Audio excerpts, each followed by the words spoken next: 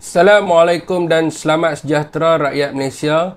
Hari ini saya ada menerima satu salinan ledger dipercayai daripada satu syarikat yang terkait dengan skandal Jana Wibawa.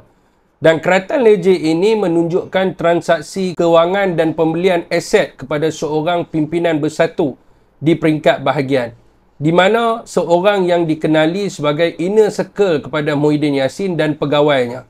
Saudara dan saudari, mengikut maklumat yang saya dapat, di mana pihak SPRM mengetahui berkenaan perkara ini dan menggunakan beliau hanya sebagai saksi utama pendakwaan dalam salah satu kes Jana Wibawa.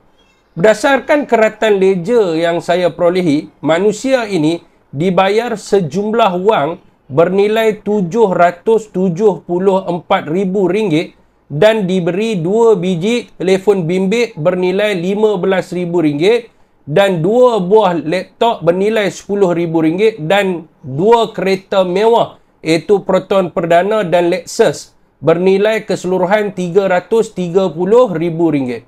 Saudara dan saudari, sebagaimana yang tercatat dalam ledger syarikat ini, setakat hujung tahun 2021, pemimpin bersatu ini telah menerima RM1.1 juta daripada syarikat ini, termasuk dalam bentuk cash dan juga aset. Persoalan yang ada sekarang ini, adakah ledger ini benar dan kenapa syarikat ini sanggup mengeluarkan begitu banyak wang untuk diberikan kepada seseorang?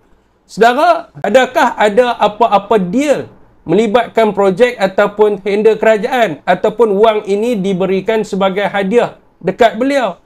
Kalau tanya pandangan peribadi saya, tidak mungkin ianya hadiah kerana transaksi ini adalah pada bulan yang berbeza. Ini tidak mungkin setiap bulan diberi hadiah.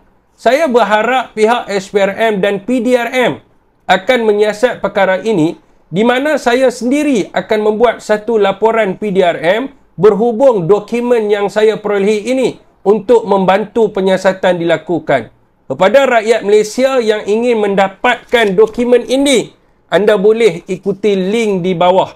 Dan apakah reaksi rakyat Malaysia?